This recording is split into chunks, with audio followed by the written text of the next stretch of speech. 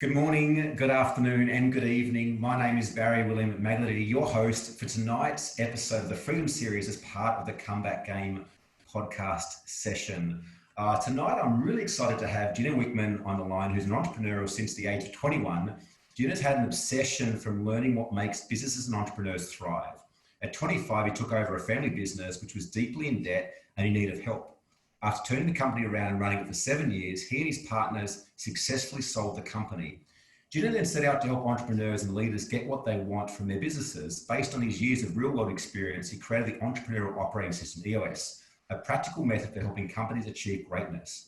He has personally delivered more than 1,900 full-day sessions for more than 135 companies, helping them implement EOS. He is also the author of award-winning best-selling book, Traction, Get a Grip on Your Business, as well as Get a Grip, Rocket Fuel, and how to be a great boss, and what the heck is EOS, which has sold more than 1 million copies worldwide.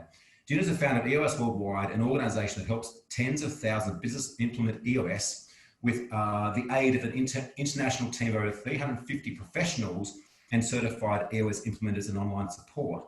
There are almost 100,000 companies using the EOS tools worldwide. And lately, Gino is now devoting his time and energy towards helping entrepreneurs in the market getting a huge head start and jumpstart on taking the entrepreneurial leap. Gino, welcome to the show tonight. Thank you, Barry. Pleasure to be here. So grateful. And I just want to say a quick welcome to everyone who's watching this live, wherever you are in the world. Stay tuned. Two things I'm going to ask you to do. One is just hit the like button. Let us know that you're there. Rafi from my team has stayed up late to make sure that we get all your questions and comments fed through today. And also, please make this as interactive as possible.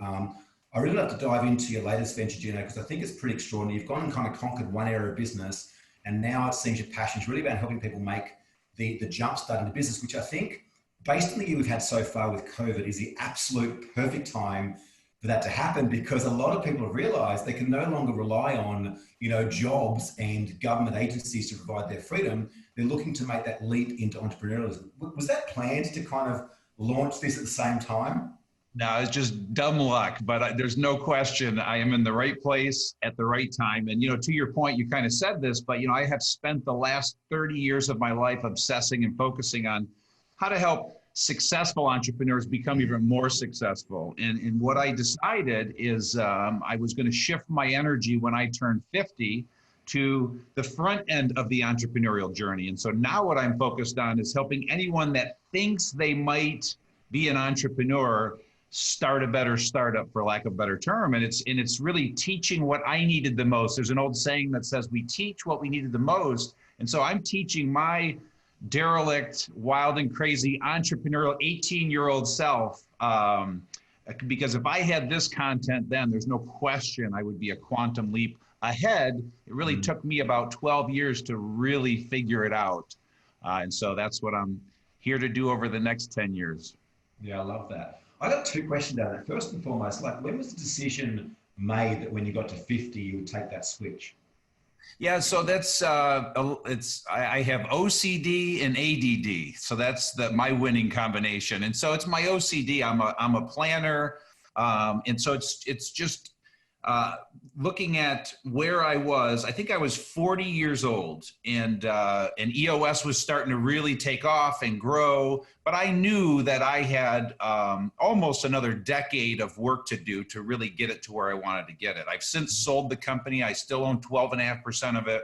But I just decided that 50 seemed like the right number. And so I said 10 years from now, when I hit 50, once I've built this thing, I'm going to redirect my energy, because this one is truly a passion project. And so it's just something I'm extremely passionate about. And I'm giving this 10 years. What the goal at age 60 is, I have no idea, or the next thing, but this is what's going to keep me busy for the next 10 years.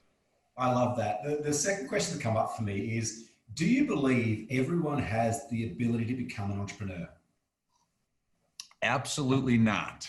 Okay. And so I'm going to break a few hearts out there, but hopefully excite some people, but also save some lives. Okay. And so, in this new book, which is called Entrepreneurial Leap, I've written it in 3 parts. I call it Confirm, Glimpse, and Path. And so that first part, confirm, is all about helping you to confirm, do you have what it takes to become an entrepreneur? I believe there are 6 essential traits that every true entrepreneur has. And I just believe you either have them or you don't. You are born with them. It is nature over nurture. And so unfortunately, everyone is not cut out for this. But with that said, it's not like being an entrepreneur is somehow the ultimate pinnacle. It's not the ultimate place to arrive in life. And it really is a cautionary tale. What I'm trying to do is head off at the pass 10 years of misery for some people that really shouldn't be taking the entrepreneurial leap. Yeah. I remember one of my previous episodes, I spoke to quite a phenomenal entrepreneur. He said there's two types of entrepreneurs. There's the ones that set out to create something that doesn't yet exist. So like your Elon Musk, but then he said it's more so the accidental entrepreneurs, the people that see a problem in the world and decide that just needs to be a solution for that. I meet a lot of business owners that I believe are accidental entrepreneurs. They kind of are good at doing something. Next thing they wake up 10 years later and they have a business built around this thing. And it's not even a business, it's a job. Can you kind of talk us through what are some of those or even all those 6 traits that you believe that an entrepreneur possesses? Yeah, you're touching on something very important. So before I do, I just want to share a context that's really going to help your audience. Because, the last thing I want is somebody to feel defeated now by that statement that I've made, because there's this illustration that I have in the book. I call it the entrepreneurial range. And so if you picture this arc or a range, basically what it's doing is it's illustrating everyone that has a business out there, okay? And on the far left end of that arc is what I call self-employed people. And then on the far right end of that arc, I call true entrepreneurs. And so anyone that has their own business is somewhere on that range, on that entrepreneurial range. And so on that left side, the self-employed, these are the one-person shows, people with a side hustle, people that are consultants, people that are freelancers. On the far right end, those true entrepreneurs, the people that redline that, these are the greatest entrepreneurs of all time. Like you already said, Elon Musk, Henry Ford, Walt Disney, Oprah Winfrey, Sarah Blakely. And so anyone that's self-employed is somewhere on that arc. And so that doesn't mean you can't go start, a one-person show.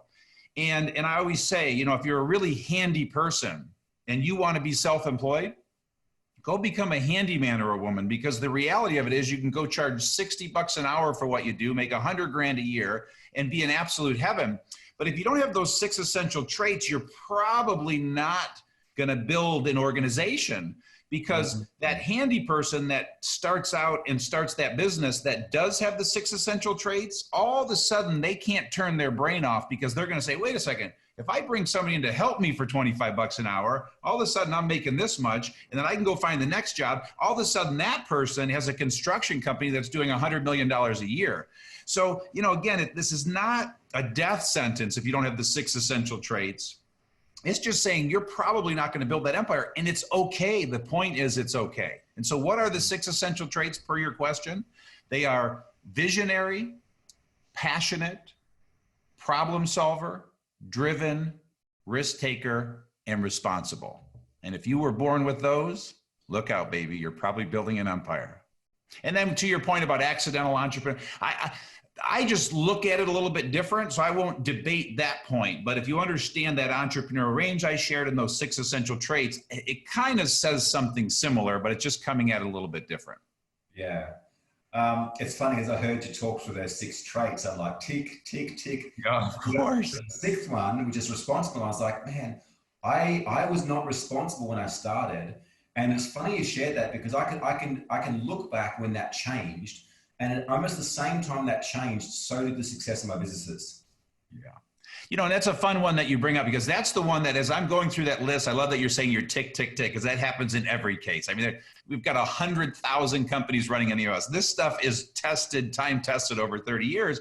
But again, for the true entrepreneur, they're doing that same thing, tick, tick, tick. Responsible always catches people by surprise, because the immediate reaction is, where does that fit into this equation? Because all these other words are so intense and actionable. But the reality of it is, listen, if you're not a responsible person by nature, you're just never going to build a successful company. And what I love about the debate, because sometimes people will debate me about, are you born with it, aren't you? Well, here's how I know you're born with the responsible trait, because look at families. So for those of you out there that have brothers and sisters and siblings, if you look at it, you'll have a family of 4 kids, and literally 2 of them take responsibility and 2 of them don't take any. And so some of you are listening right now going, oh yeah, my brother does and my sister does. So the point here is you have one of 2 defaults as a human being out there. When something goes wrong, you either default to looking at how do I solve my problem, or you default to blaming everyone else for what just happened.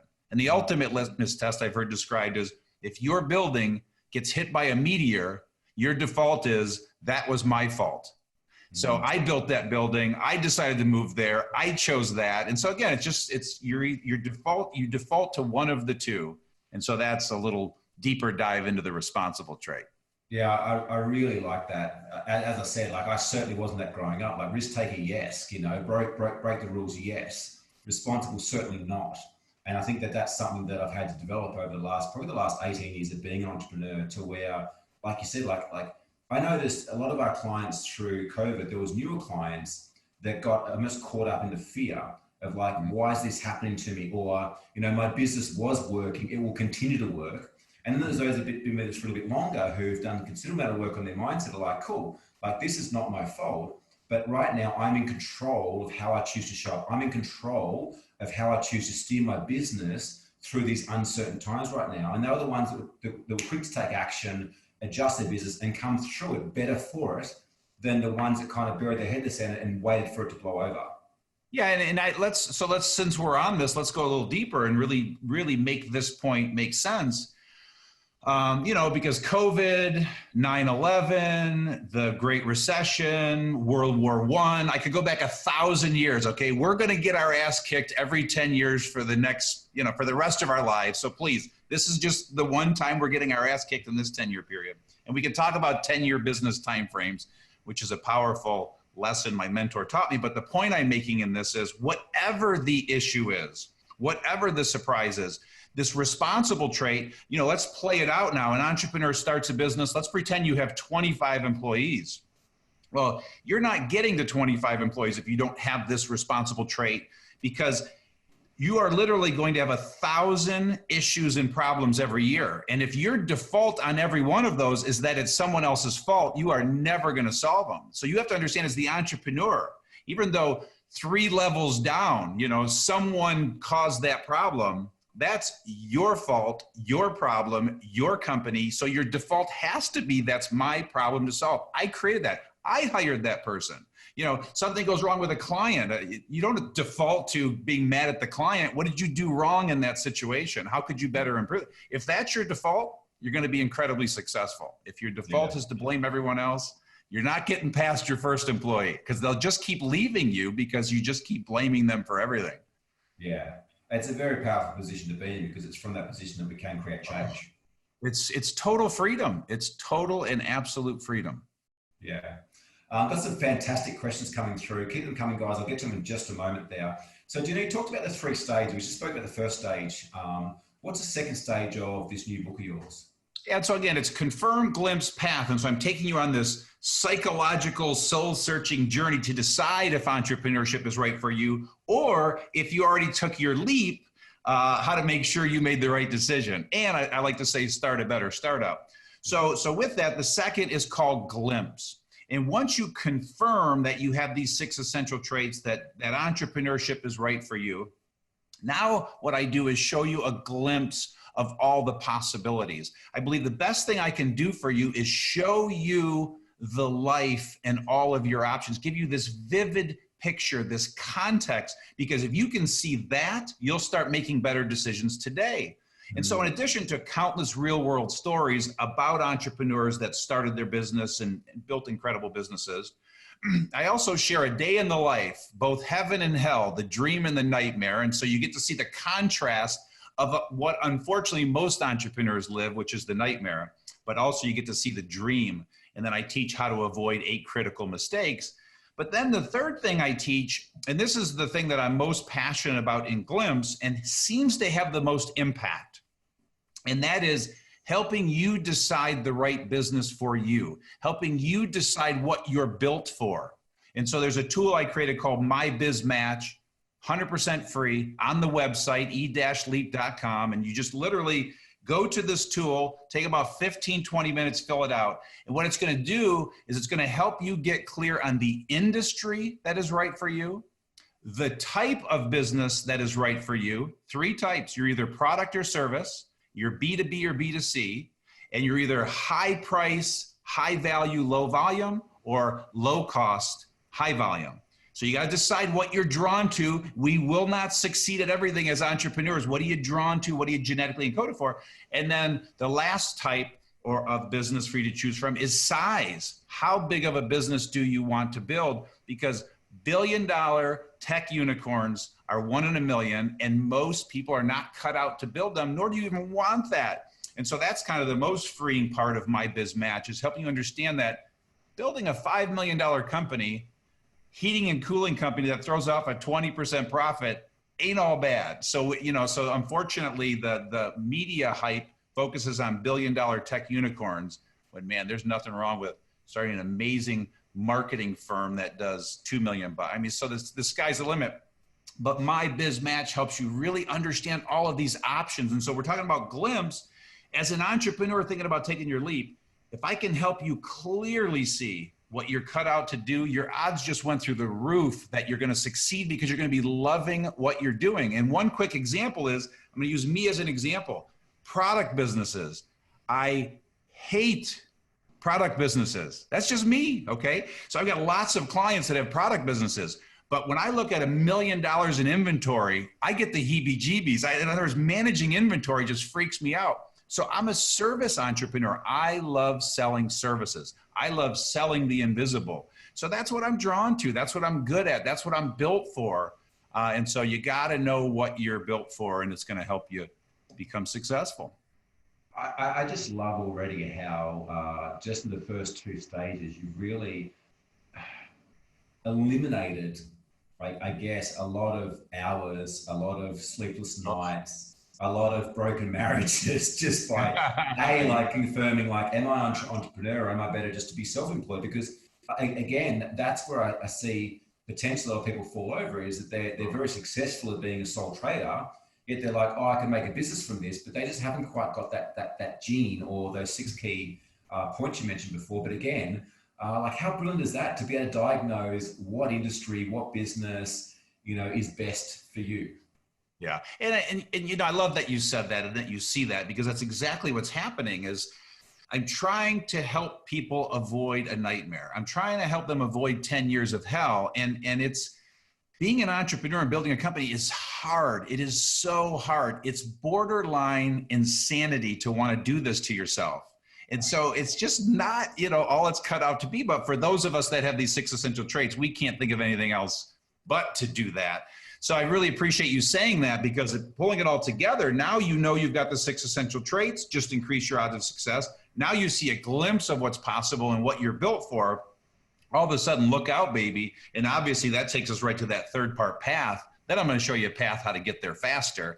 But you in those first 2 parts, you were able to really filter and decide, is this right for me? What is right for me? At the end of the day, again, if you decide to just be this one-person show, have this wonderful online business where you're sitting behind your laptop all day long like a mad scientist, amen and hallelujah, man. That is happiness.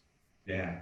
I'm reflecting a lot on my own business journey, having this conversation, and I look back and I kind of fell into entrepreneurship because I think there was no other choice, but I certainly didn't enjoy it. I just didn't enjoy. I couldn't work for others. Like that was just not a thing. I was too arrogant, too egotistical, and it just didn't work for me. But I look back now, it's probably only been the last 18 months out of an 18-year journey that I've actually I've fallen the groove of this. It's like, I enjoy this. I enjoy challenges to me. I'm like, yes, an opportunity to do things better, an opportunity to do things differently. Whereas I look back, it's like, I just took no responsibility. Things would happen. I'd be like, not another fire burning. And it was just such a stressful, like I said, borderline insanity. And somehow through persistence, determination, and probably sheer stubbornness, here I am finally enjoying the journey. Yeah, and what that prompts for me is, we're talking about glimpse. That's why glimpse is so important, because what I believe, all that hell that you went through for all of those years, if you would have seen the glimpse of what's possible, No, not that it's going to solve all of your problems. I believe I can solve half of an entrepreneur in the making's problems in taking their leap, but the other half, you still have to make those. But my point in this is, if you could see the contrast of living the dream and the nightmare as an entrepreneur, you're inherently going to solve problems because you know that that's what life could look like for you. When you see those 8 critical mistakes and understand them, you're going to avoid those things. When you know and start the business that you're built for, it's just going to be less frustrating. So each one of those things helps you indirectly solve future problems. So I don't know if that makes sense. I get that you totally get it, but that was the whole master plan behind Glimpse, is to just show you a context which I believe solves half your problems once you see it. Yeah, it's funny too. Like, I started off in a product-based business, kitchen and bath renovations. Like, I was always building stuff from a young age, and it was a high-end product to a B2C market. And then I tried to boil the machines to expand and grow. And we had to start to compete in a turnover, low quality or high quality, high volume market. But now all my businesses are in service, right? And it's much more enjoyable than in the product with all this inventory sitting around, like delayed payment periods. It's just interesting to notice that transition. And obviously, it's a science and a math that you've now worked out and put into your new book. We've got some great questions coming through. I want to get to them, but I'm keen to kind of just touch on path a bit. So if you are watching, welcome to the show. Please hit the like button. Let us know that you're watching and enjoying the episode here with Gino. And keep the questions coming through. I'm going to get to them in just a moment. Before we do, though, the third part of your book, Path. Give us an insight into what that's about. Yeah, so I'll give you the high level of each chapter in Path. And then if there's something that jumps out at you, you know your audience better than I do, certainly. But in Path, what I cover is, first of all, college or not. So if you're at an age where you're trying to decide on if college is right for you, or you're in college right now, it takes you through all the facts to ultimately decide the best decision for you. If you're beyond that, obviously that chapter is not relevant. The next chapter is all about helping you discover your passion. I believe passion is at the root of your success. It's what's going to make you borderline crazy to get up after you got knocked on your ass to do this again, and then get knocked on your ass again and get up and again and get up. And so it's how to discover your passion. I then get into how to find a mentor, because if you want to kind of get a speed pass to success, find a great mentor. I show you how to do that in that chapter. From there, I talk about the power of 10-year thinking. So if I could get every 16-year-old out there to think in 10-year timeframes, the world would be a whole different place. From there, I then talk about 8 disciplines to greatly increase your odds of success.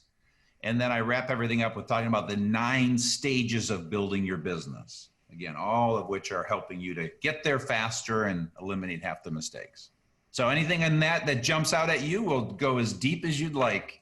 There's a few things. First of all, like, entrepreneurism is not really a career choice that was promoted at high school or college. It wasn't like, what do you want to be when you grow up? I want to be an entrepreneur. It's not really an option that was there.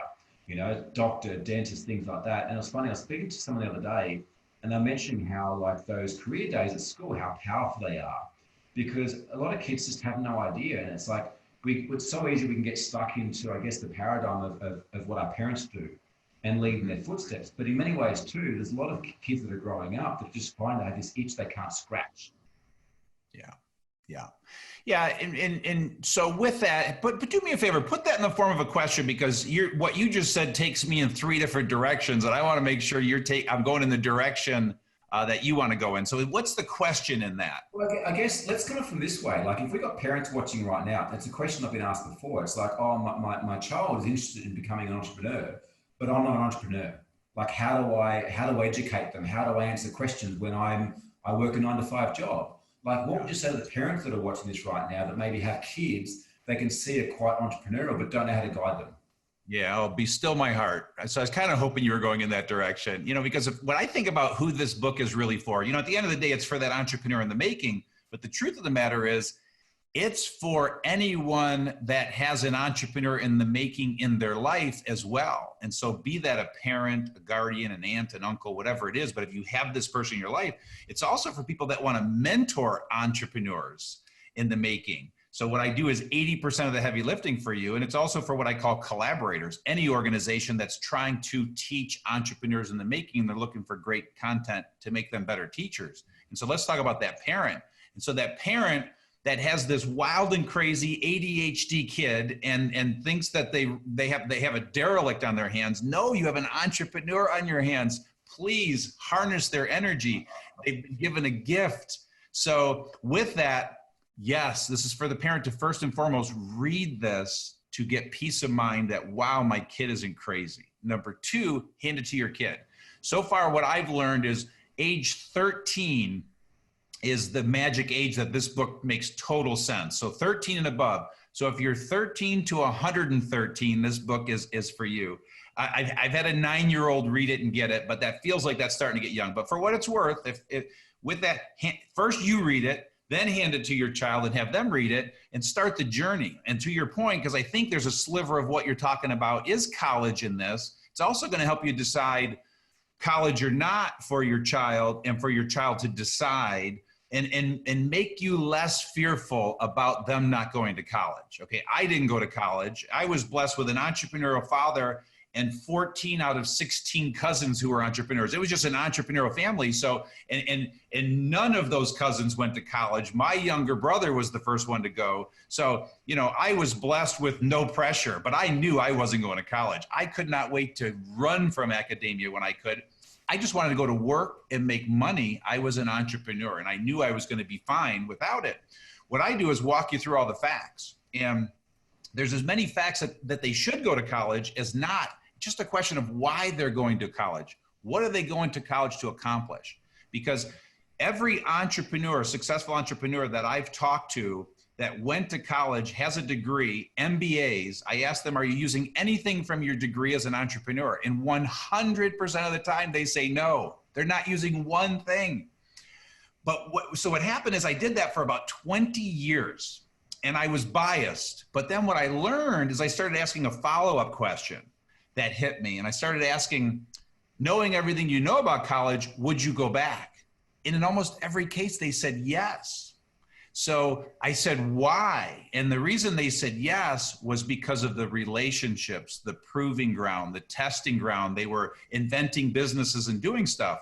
So the point of all that, then I give you a laundry list of very successful entrepreneurs that went to college, didn't go to college. So the point is you'll make a decision at the end. And when in doubt, go to college if you're not sure.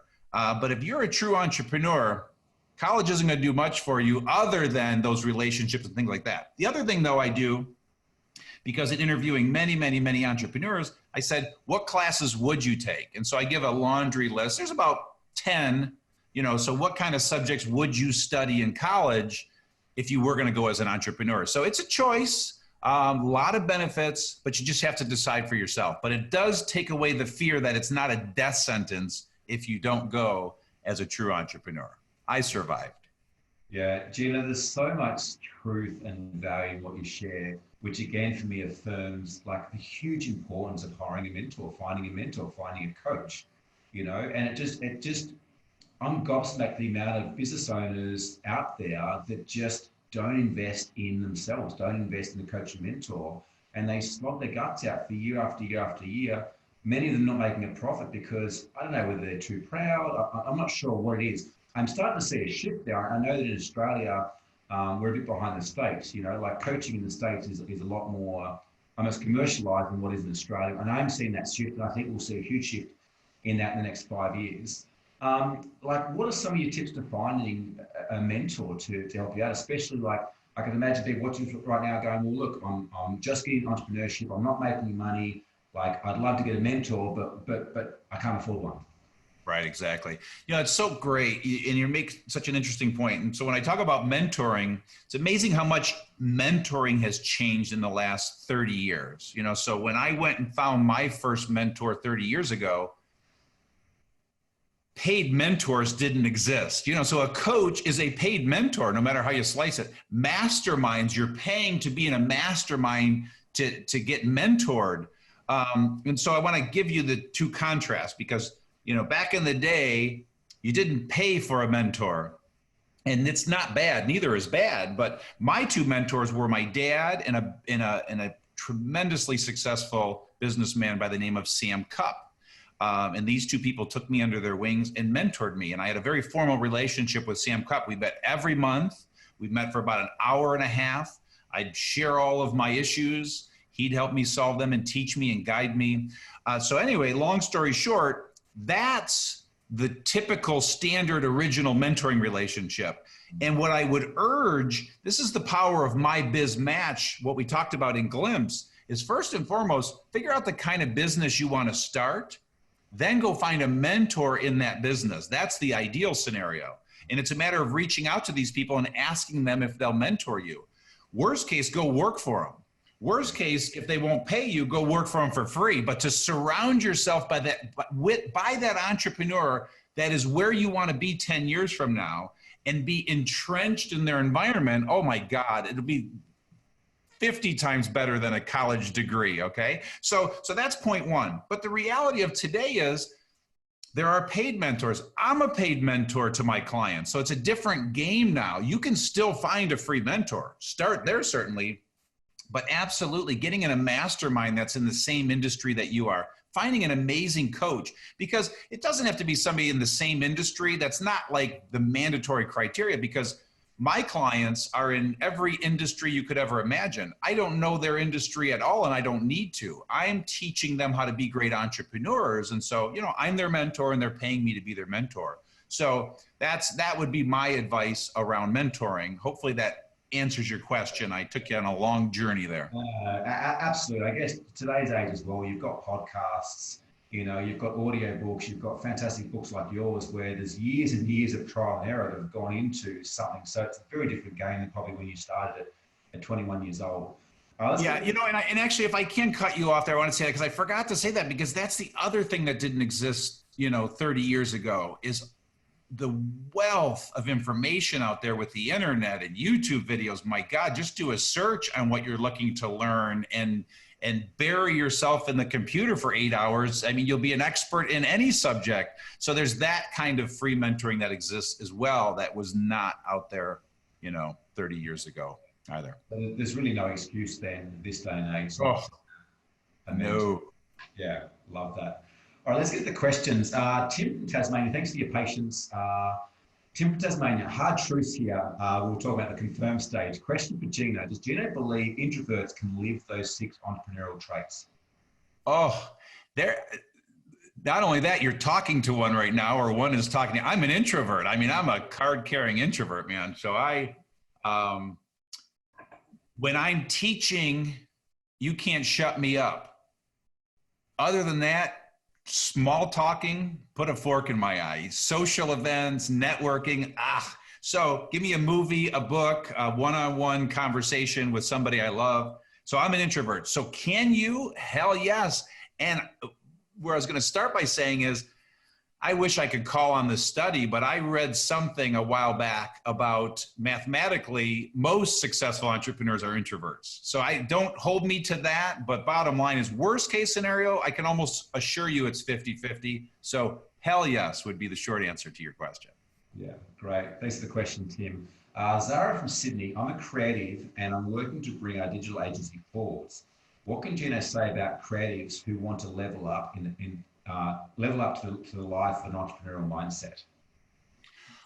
Well, I don't know that it's ever been written that creatives can't. So it's not like because you're a creative, I'm going to tell you something different. Okay. So as a creative with a digital marketing company, if you decide and desire that you want to build an organization with lots of people serving lots of clients, that's a choice you're making as an entrepreneur to build a company.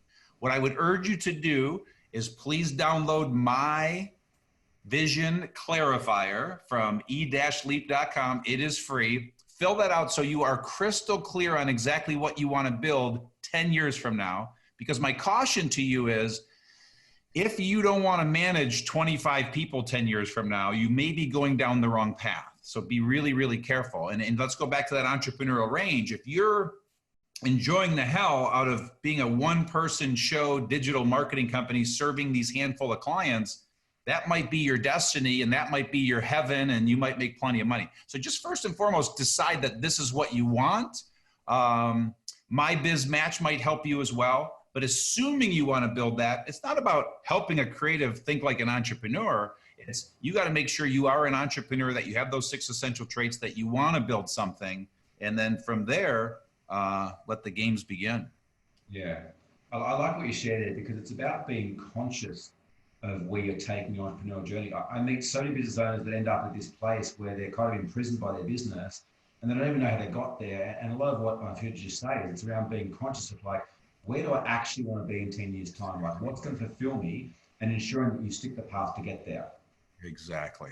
Exactly. And so I don't want to belabor this, but I just, I hear that question and it concerns me, because this person is thinking, I'm a creative, therefore, my mind works different than everyone else's, so I've got to do something different. And I would also urge you, read Rocket Fuel, one of my other books, to this creative. You're a visionary entrepreneur. Stop mislabeling it and go build your empire, assuming that's what you want to do. So no, you're just an entrepreneur. I'm laughing inside of my head thinking, okay, so here's what I advise creative entrepreneurs to do. And here, we are all creative. We are all creators. We have a craft. As entrepreneurs, we're practicing our craft all day, every day, creating stuff. And where some of that creativity might go into being an artist or being a marketing person. Listen, the person that is installing furnaces in people's houses is a creative. That visionary is constantly reinventing ways to do that better. We're all creative. And I love you, whoever you are, if I've pissed you off. I try to piss at least one person off per interview, because then I'm doing my job. Rocket Fuel is still to this day one of my top books of all time, and had a massive impact on changing and curving my entrepreneurial journey, realizing that people actually like doing shit that I don't like doing, and that's okay. That was a big change. Ted from Melbourne, I'm thinking of Gino's massive experience working with Fortune 500s. How has his strategy and approach changed to, number one, burnout, and number two, imposter syndrome, evolved over time, or has it always been the same? Wow. So did that person say that I work with lots of Fortune 500 companies? Massive experience working with Fortune 500 companies, yeah. Oh yeah, let me correct that. So here is my sweet spot for 30 years. This is so important. I created EOS and wrote Traction for one audience and one audience only, and that's privately held entrepreneurial companies with 10 to 250 employees. That's the sweet spot. And that's where 80% of the EOS clients reside. We do have 10% larger, 10% smaller, still work for them, but that's the sweet spot. So I stay as far away from Fortune 500 companies as I can. They're too big, too bureaucratic. I work with entrepreneurial speedboats. We do at EOS Worldwide. So I want to clarify that. Now, that doesn't change the answer to the question that this person is asking. So let me call upon the second part of that question, because it is so good. Just remind me of the second half of that question, because it's so good. Approach to number one, burnout, and number two, imposter syndrome, evolved over time. Has it always been the same? Yeah. So, how to avoid burnout, that's really hard. The way you do it is protect your time. But listen, entrepreneurs burn out. With these 6 essential traits, you're going to go hard. I mean, you've got to be somebody that absolutely loves working hard. You have outworked everyone in your life, your whole life. Okay. And so if that's not you, this entrepreneurship thing may not be for you. So you're probably going to burn out from time to time. You're going to crash often. Okay. And so but managing and protecting your time, that's something I'm pretty masterful at doing. I take 150 days off a year. I have for 20 years building everything that I built. So it's possible. Be disciplined. That's how you avoid it. Imposter syndrome is the thing that I'm kind of eager to get to. So that's like, the term drives me crazy, because that's like the latest term of the last 5 years or whatever. Let's just call it what it is. It's insecurity. I don't know that I've ever met an entrepreneur that isn't insecure. Listen, we're insecure people. We're trying to fill this black hole in our soul that never gets filled. So that's what drives us. Okay. So with that, imposter syndrome, call it what you want to call it. I don't think I was confident in what I was doing until I was 40, and I was doing it for 15 years. So insecurity is okay. It's normal. It's actually what drives a lot of people. So, anyway, I won't get into all the psychological issues and I'll stop there. Just insecurity is okay. If it's called imposter syndrome these days, it's okay to doubt yourself. It's okay to be scared. But with that, you go forward, and you hate to say fake it till you make it, but there's a little bit of that goes on. Yeah. Fake the confidence in the presence of your customers, clients, and employees. Yeah. Great answer. Real talk there, Gino, as well. And by the way, I can't help but say one more thing. So when I say that, it gets misconstrued a lot. I've also learned how powerful it is to be vulnerable and just share when you're feeling insecure with customers, clients, and employees. And when I used to speak in the early days, I would start by saying, I'm going to make 2 confessions to you. And one of the confessions was, I'm a little nervous as I'm starting this talk. So just admitting it sometimes helps you calm, but nonetheless, you're still insecure in there or feeling that imposter syndrome. I hope that answered it. Absolutely. And Ted, check out a previous episode we did with Alex Sharfin. We dive quite deeply on the imposter syndrome side of things as well. So you get some insights there. We're nearly out of time. We've actually flown today. So Gino, can you just share with the listeners and viewers today, either live or watching the replay, how they can get in touch with you and get a copy of your latest book? Fantastic. Yeah, the epicenter of everything, Entrepreneurial Leap, is e-leap.com. I urge you to please go there. There's a free assessment to take to confirm if you have the 6 essential traits. Please fill out my biz match to decide the right business you're built for. And please fill out my vision clarifier to create a vision and an action plan for you to go start your business. And then I would also love to, invite anyone that's interested in being a collaborator or a mentor that wants to teach this content. The relationship is free. The content is free. You just have access to all the content, and you get to teach it to people and become a hero to entrepreneurs out there. So e-leap.com is where you'll find all things Entrepreneurial Leap. I love that. Maybe we should be having a chat to the schooling system about that. Here. That's a lot of my collaborators are high schools and colleges. Yeah. So I've got one more question for you. Before I do, if you are watching this, make sure you subscribe to the Game Changers, both on Facebook and Instagram, to stay up to date with the latest episodes and fantastic guests like Gino Wickman, who we've got here today. Gino, I ask all my guests this one question. That is, that if you were to have a conversation with the 10-year-old version of you, knowing all that you know now, having the 50-odd years experience behind you, what would you say to him? 10-year-old? Yeah. You said 10-year-old. Wow, man, that's interesting. I've never heard somebody pick that age because I don't know that I would listen at 10. And so I always think of 18 years old. So I'm going to answer your question as 10, but in my mind, I'm thinking of my 18-year-old self. And it's, so the first statement is let your freak flag fly. And so the point in that is to be you 100%. Know thyself. Stop apologizing for who you are. If I would have learned to be more vulnerable, I'd learned it at about 35 years old when I really started to practice it. I had a Teflon shell around me 1.5 feet thick up until then. Life is better. You get there faster. So let down your guard and be you, and don't apologize for it. Love it. Wise words. Gino, so grateful to have you on the show today. It's been a value, action-packed episode. I trust that the viewers and listeners have got massive value out of it. And I urge everyone to jump online to get a copy of your latest book, ASAP, and get one for your parents, your friends, your neighbors as well. Gino, thanks so much for your time today. What a pleasure, Barry. Had a blast. Thanks, everyone. Bye. Thank you so much for tuning in to this episode of the Game Changers podcast. There's a couple of things I'd love you to do to help us and help yourself to spread the message further. Make sure that you like the Game Changers on Facebook, Instagram, YouTube, Twitter, LinkedIn. Please subscribe by clicking the link below to ensure that you keep up to date with the weekly episodes we share here at the Game Changers podcast with amazing entrepreneurs and business owners around the world. And of course, like if you're in a position where you may be overwhelmed with business or looking for a way to grow faster, more effectively, and you realize that the key to success is being surrounded by amazing people who have been there and done that before, I'd like to invite you to apply to have a game plan session one-on-one with one of my team here at the Game Changers. There's no cost if you get through. All that we ask is that you are doing a minimum of $250,000 per year to really be able to utilize the strategies and the tactics and the mindset shifts that we share with you, that you're coachable, that you're a decent person, and you're willing to take on board some advice. If not, that's totally cool. But I know for me, I wouldn't be where I am right now without the support of so many mentors and coaches and resources along the way. And I'd like to pay that forward and give back to you the opportunity to work with us one-on-one for free to put together a customized game plan.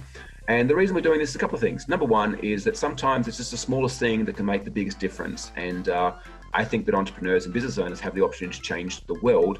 And if we can maybe help you to make the smallest shift to change your life and your world, you're changing ours in return. The second thing is that we are always looking for amazing clients to work with and to welcome into and invite into the Game Changers community. And so if at the end of the call, you do feel that there's a huge amount of value there, that we feel that there's a great values fit there, we can have a conversation about working together. But this game plan call, there's absolutely no obligations to work with whatsoever. Allow us to help you with the years and years and years of knowledge that we have in growing and scaling great companies. And I think that business owners are the future of the world. If there's a way that we can help you to create a better business, more profit, more fulfillment, more fun, I would love the opportunity to do that now. So click the link below, book your game plan session, make sure you follow us on social, and start to date with the latest episodes of the Game Changers podcast. My name's Barry William McGlady. Thank you so much for your support and look forward to seeing the next one. Bye for now.